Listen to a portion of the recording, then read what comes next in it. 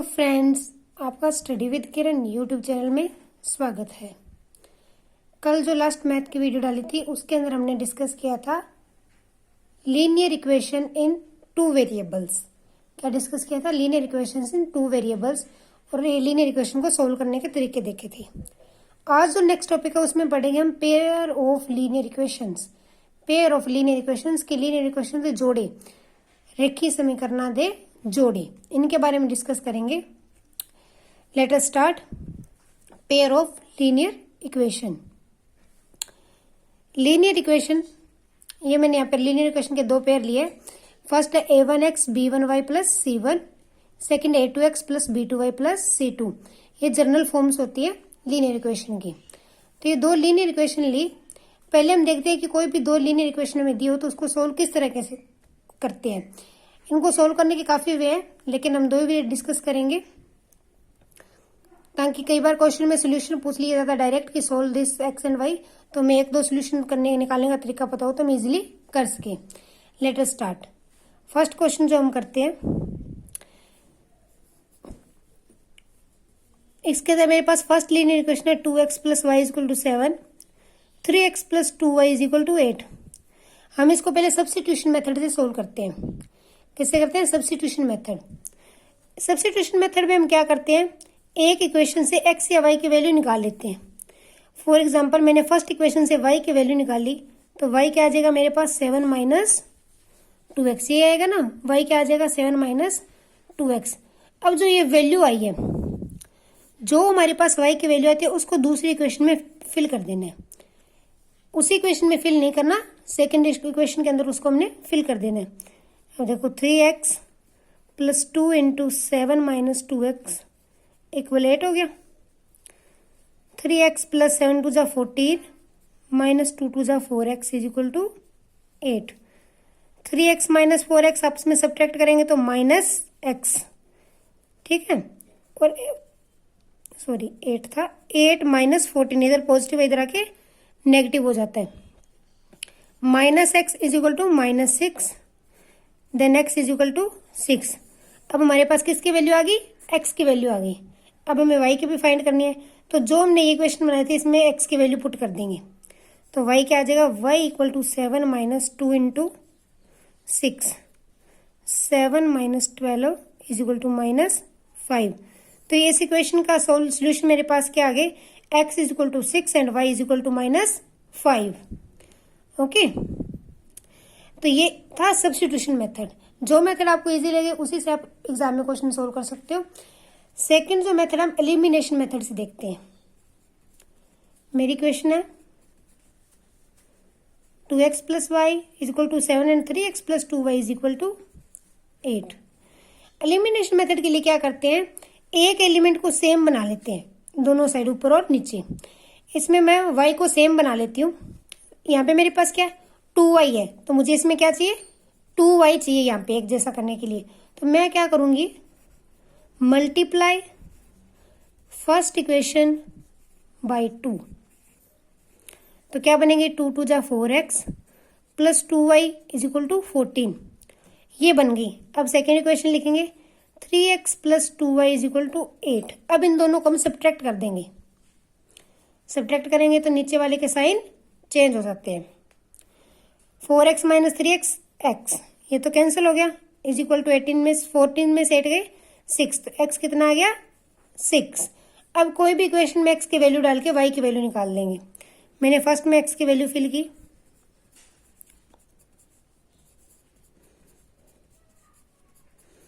-5।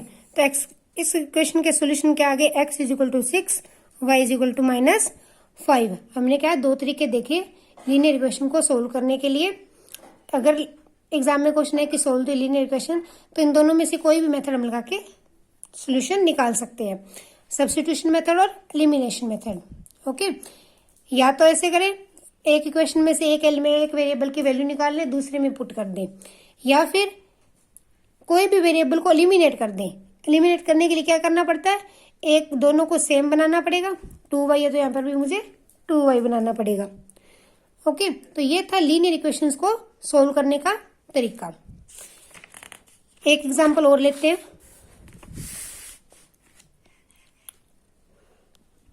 Sorry, ये example है मेरे पास।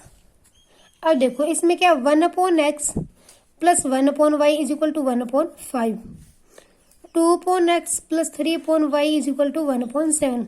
इसके अंदर अगर हम सब्स्टिट्यूशन मेथड लगाएंगे तो ये थोड़ा डिफिकल्ट बन जाएगा, तो अपन इसको जो है एलिमिनेशन मेथड से सोल्व करते हैं।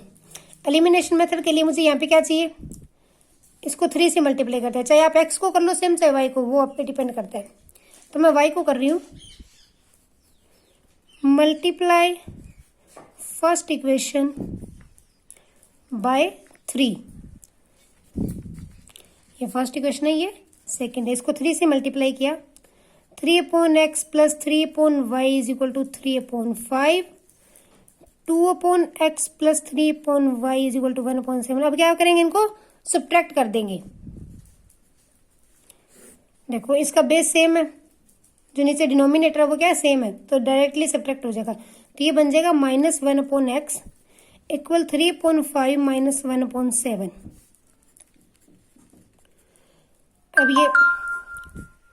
अब इसको सोल्व करेंगे। अब ये देखो इसको कैसे सोल्व करते हैं, एलसीएम लेके करते हैं। जब भी हमारे पास फ्रैक्शन सोल्व करने का आ जाए तो क्या होता है, नीचे वाले डिनोमिनेटर सेम ना हो तो उनका एलसीएम लेते हैं। 5 और 7 का एलसीएम जो 35 आ जाएगा मेरे पास।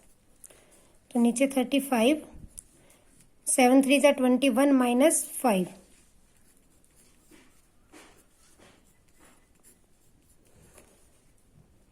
अब इसको क्रॉस मल्टीप्लाई कर देंगे। 16x is equal to -15, x is equal to -15/16। ये मेरे पास x की वैल्यू आ गई, कितनी आ गई, -15/16। ओके, अब ये वैल्यू जो है इस इक्वेशन में पुट करके y की निकाल लेंगे। फर्स्ट इक्वेशन में क्या मेरे पास 1/x है, 1/x की वैल्यू ये है ना, ये मैं वहाँ फिल कर दूंगी, -16/15 plus 1/y is equal to 1/5, 1/y is equal to 1/5 plus 16/15। इनका एलसीएम क्या बनेगा, 15।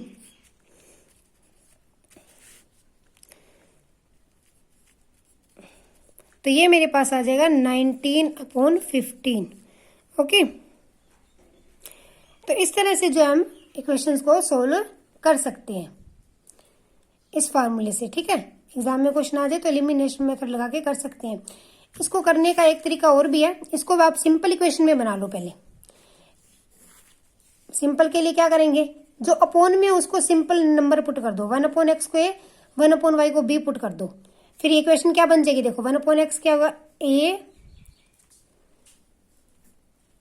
नहीं इस तरह से नहीं, यही तरीका सही है, सॉरी। तो ये जो कि इसको हम एलिमिनेशन मेथड है जो इसके लिए सबसे इजी है, हम इसको किससे सोल्व कर सकते हैं, एलिमिनेशन मेथड से। अगर इस तरीके से करना तो इससे भी कर सकते हैं। 1/x को a पुट किया, 1/y को b पुट किया, तो इक्वेशन क्या बनेगी, a plus b is equal to 1/5। ये क्या बनेगा, 2a plus 3b is equal to 1/7। इस तरह से हम इसको सिंपल इक्वेशन बना लेंगे। ये वे भी अच्छा है, ये भी कर, जिसको जो सही लगे वो कर ले। तो क्या करना है इसमें, अगर इसको सिंपल बनाना है तो 1/x को a पुट किया, 1/y को b पुट कर लिया, तो ये सिंपल इक्वेशन बन गई जिस तरह की पहले थी। फिर इसको कोई भी मेथड से आप सोल्व कर लो। जब आंसर आएगा तो a की फॉर एग्जाम्पल वैल्यू आ गई 3, तो 1/x क्या आ जाएगा, 3, x क्या आ जाएगा 1/3, तो लास्ट में चेंज करना पड़ेगा। ये तो थे सोल्यूशन कि कोई भी पेयर ऑफ लीनियर इक्वेशन दिया जाता है तो उसका सोल्यूशन कैसे फाइंड करते हैं। इसमें से एक क्वेश्चन बन भी सकता है और जरूरी भी नहीं है, लेकिन जो मोस्ट इंपोर्टेंट पार्ट है पेयर ऑफ लीनियर इक्वेशन, वो हम अब डिस्कस करते हैं। वो है नेचर ऑफ सोल्यूशन, कि सोल्यूशन किस तरह के होते हैं। इनके अंदर से पिछली बार भी एग्जाम में 2 क्वेश्चन आए थे। लेट अस सी क्या होता है नेचर ऑफ सोल्यूशन। डायरेक्टली हमें बिना सोल्व किए पता लगाना हो कि इस लीनियर इक्वेशन के कितने सोल्यूशन है, 1 सोल्यूशन है या फिर इनफाइनाइट है या सोल्यूशन है ही नहीं, तो वो कैसे करते हैं। जो भी 2 में लीनियर इक्वेशन दी होती है, फर्स्ट कंडीशन है if a1/a2 does not equal to b1/b2। क्या है कि a1/a2 b1/b2 के इक्वल नहीं है तो इक्वेशन हैव यूनिक सोल्यूशन। क्या समीकरण का एक हल होता है। अगर इफ ये कंडीशन अप्लाई होती है हमारी इक्वेशन पे तो उस समीकरण का क्या होता है, एक हल होता है। सोल्यूशन निकालने की जरूरत नहीं, हम डायरेक्टली देख के बता सकते हैं कि इस इक्वेशन क्या है, एक ही हल होएगा। ये देखो, ये मैंने इक्वेशन ली एग्जाम्पल के तौर पे। अब देखो a1 ये होता है A1 B1 C1, A2 B2 C2। देखो A1 अपॉन A2 5.4 है, B1 अपॉन B2 क्या 7.3, ये दोनों इक्वल नहीं है ना, तो ये इसके क्या होंगे, यूनिक सोल्यूशन होगा। इस इक्वेशन का क्या होगा, यूनिक सोल्यूशन, कि इसका एक ही हल होगा। ठीक है, अब ये देखते हैं 3.6 माइनस 4/8 है, ये 1/2 बन गया, ये -1/2 बन गया। साइन भी साथ में ध्यान में रखना, ओके। तो ये देखो 1/2 डज नॉट इक्वल टू -1/2 नहीं होता ना, तो इसका भी क्या है, यूनिक सोल्यूशन होगा, एक हल होएगा। क्या होगा, एक हल। अगर ये कंडीशन अप्लाई होती है A1/A2 does not equal to B1/B2 की इक्वेशन के फर्स्ट एक्स के कोफिशिएंट का डिवीजन y के कोफिशिएंट के डिवीजन के इक्वल नहीं होता, तो यूनिक सोल्यूशन होता है, समीकरण का एक हल हुंदा है। ओके, उसके बाद सेकंड कंडीशन है if A1/A2 is equal to B1/B2 does not equal to C1/C2, तो क्या होता है, कोई हल नहीं हुंदा। क्या कंडीशन अप्लाई हो, A1/A2 B1/B2 के तो इक्वल है, लेकिन थर्ड नंबर के इक्वल नहीं है, तो उस इक्वेशन का कोई भी हल नहीं होता। जिसे ये इक्वेशन देखते हैं, इसमें देखो A1/A2 3.6, ये बन जाएगा 1/2, B1/B2 क्या है 5.10, ये भी बन गया 1/2, आगे क्या 9.8, 1/2 इज इक्वल टू 1/2 तो है, डज नॉट इक्वल टू 9/8, तो क्या होगा A1/A2 equal to B1/B2 does not equal to C1/C2, तो इस इक्वेशन का क्या होगा, कोई हल नहीं हुंदा, नो सोल्यूशन। इसका क्या है, कोई हल नहीं हुंदा, इसका कोई भी सोल्यूशन नहीं है। थर्ड कंडीशन क्या है, A1/A2 equal to B1/B2 equal to C1/C2, कि ये तीनों इक्वल हो, आपस में तीनों ही नंबर इक्वल हो, तो क्या होगा, equation have infinitely many solution, कि जो हमारी इक्वेशन है उसके अनेक का हल होंगे ने। क्या हल होते हैं, अनेक का हल होंगे ने। ये भी देखते हैं कि अगर तीनों इक्वल आ जाए तो क्या होते हैं, अनेक का हल होंगे हन। ओके, ये देखो अब इसको सोल्व करते हैं। ये क्या बनेगा, A1/A2 2.4 1/2 बन जाएगा, B1/B2 3.6, ये भी 1/2, C/C2 क्या 8 माइनस के दो नहीं, तो माइनस माइनस कैंसिल 1/2, तो ये क्या आ गया A1/A2 equal to B1/B2 equal to C1/C2, तीनों इक्वल आ गए, तो इस इक्वेशन के अनेक का हल होंगे, इनफाइनाइट सोल्यूशन होंगे, बहुत सारे हल निकलेंगे। क्या होंगे, infinitely many solution, many solution होंगे, अनेक का हल। तो एग्जाम में इस तरह से क्वेश्चन आ सकता है कि आपको ये दो इक्वेशन दे दी, इसके कितने हल होंगे, तो आप सॉल्व करोगे तो बहुत टाइम वेस्ट होगा। तो हम जो अपनी कंडीशन अप्लाई करेंगे, देखेंगे कि कौन सी कंडीशन सेटिस्फाई करता है, तो उसी के अकॉर्डिंग हमारा आंसर होगा। डायरेक्टली भी क्वेश्चन आ सकता है कि कौन सी कंडीशन पे जो इक्वेशन का यूनिक सोल्यूशन होता है, किस कंडीशन पे इक्वेशन का नो सोल्यूशन होता है, और किस कंडीशन पे इक्वेशन के इनफाइनाइटली मेनी सोल्यूशन होते हैं। तो इनमें से एक क्वेश्चन बनना पक्का है। एक दो क्वेश्चन इस चैप्टर से 100% आते ही आते हैं, पिछली बार भी आया था। तो ये था नेचर ऑफ सोल्यूशन। अब इन्हीं कंडीशन से देखते हैं हमारा नेचर ऑफ लाइन क्या होता है। विदाउट ग्राफ बनाए हम देखेंगे कि ग्राफ पे लाइन किस तरह की होगी। ग्राफिकल नेचर देखते हैं। हमारे पास फर्स्ट कंडीशन क्या थी, A1/A2 does not equal to B1/B2, कि A1/A2 B1/B2 के इक्वल नहीं है, तो उसका यूनिक सोल्यूशन था ना। तो ये इस तरह की लाइन क्या होगी, इंटरसेक्टिंग लाइन होगी, कि ये किसी एक ही पॉइंट पे इंटरसेक्ट करेंगे दोनों लाइन, यूनिक पॉइंट पे, तभी इनका एक यूनिक सोल्यूशन होगा ना। तो इस तरह की क्या होगी कि इनका यूनिक पॉइंट पे, एक ही पॉइंट पे, इको बिंदु पे ये दोनों लाइनें कटन गया, काटवी रेखा होंगी, पंजाबी में बोले तो काटवी रेखा, इंटरसेक्टिंग लाइन। ठीक है, क्वेश्चन इस तरह से बन सके, इंटरसेक्टिंग लाइन की कंडीशन क्या होगी, तो A1/A2 does not equal to B1/B2।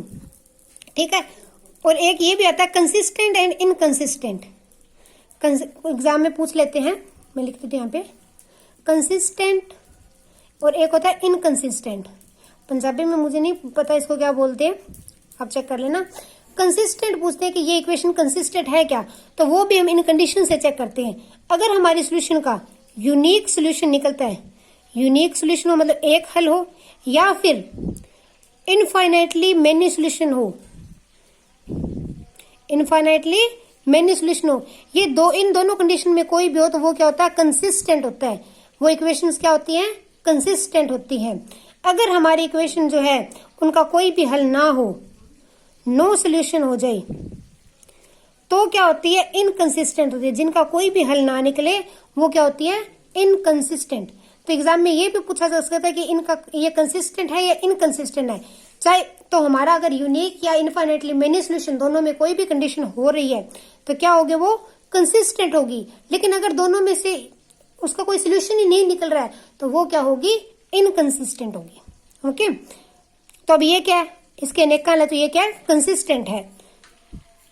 Okay, तो फर्स्ट हमने ग्राफिकली नेचर में देखा कि जो a1/a2 does not equal to b1/b2 होगा तो क्या होगा, इंटरसेक्टिंग लाइंस होगी। क्या होगी, इंटरसेक्टिंग लाइंस। सेकेंड कंडीशन देखते हैं, a1/a2 equal to b1/b2 does not equal to c1/c2। तो इस कंडीशन में हमने पीछे क्या देखा था, कोई सोल्यूशन नहीं होता, ये देखा था ना, नो सोल्यूशन। तो लाइन किस तरह होगी, इसमें लाइन पैरेलल होंगी, तभी वो कई पॉइंट पे नहीं मिलेंगी तो उनका सोल्यूशन जो है नहीं होगा। तो ये जो क्या है, पैरेलल लाइंस होती हैं। पैरेलल लाइन का कोई सोल्यूशन नहीं होता। पैरेलल लाइन कब होगी, कौन सी कंडीशन पे होगी, a1/a2 equal b1/b2 does not equal to c1/c2। ये तीनों कंडीशन अच्छे से कर लेना, एग्जाम के पॉइंट ऑफ व्यू से काफी इंपॉर्टेंट है। तो ये क्या है, समांतर रेखा, पंजाबी में बोलते हैं समांतर रेखाओं। ओके, तो पैरेलल लाइन का कोई सोल्यूशन नहीं होता। और पैरेलल लाइन कब होती है, a1/a2 इक्वल हो b1/b2 के, लेकिन does not equal to c1/c2। तीसरी तरह की क्या है, अगर तीनों ही इक्वल आ जाए आपस में, इसमें हमारे पास क्या था, इनफाइनाइटली मेनी सोल्यूशन देखे थे ना अभी हमने, इनफाइनाइटली सोल्यूशन होते हैं इसके। अगर ये तीनों इक्वल आ जाए तो लाइन किस तरह होगी, लाइन कोइंसिडेंट होगी, कि एक ही लाइन पे दोनों लाइनें बन जाएंगी। दो इक्वेशन होंगी ना। फॉर एग्जांपल ये मेरे पास इक्वेशन है 2x plus y is equal to 4x plus 2y is equal to 8। तो इसकी जो आप लाइन बनाओगे ना ग्राफ पे, तो एक ही लाइन बनेगी, दोनों की एक लाइन पे ही दूसरी लाइन आ जाएगी। तो ये क्या होगी, कोइंसिडेंट। अगर इनफाइनाइटली मेनी सोल्यूशन है तो लाइंस किस तरह की होगी, कोइंसिडेंट होगी, कि एक ही लाइन पे दोनों लाइंस आ जाएंगी। तो ये थे हमारा ग्राफिकल नेचर ऑफ लाइंस, जिसके हमने 3 कंडीशन देखी। तो एक तो इसमें डायरेक्ट क्वेश्चन बन सकता है कि ये कंसिस्टेंट है, इनकंसिस्टेंट है, या फिर पूछ सकते हैं इनके किस तरह का सोल्यूशन है, यूनिक है, इनफाइनाइटली मेनी है, या फिर नो सोल्यूशन है। या थर्ड टाइप इस तरह से पूछ सकते हैं कि ये पैरेलल लाइन है, कोइंसिडेंट लाइन है, या फिर इंटरसेक्टिंग लाइन है। ओके, लेकिन एक तरह का क्वेश्चन और एग्जाम में देखा गया है, आपको इस तरह से इक्वेशन देते हैं हमें 2x plus 4y is equal to 8, 6x plus ky is equal to 24। फिर कहते हैं फॉर वट वैल्यू ऑफ के दे केड़े मूल्य ਲਈ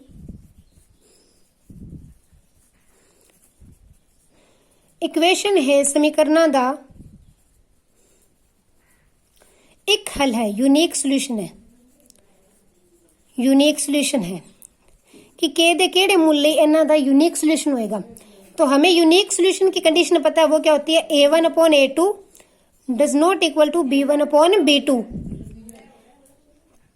ओके, तो अब हमारे पास a1 क्या, 2/6 does not equal to 4/k।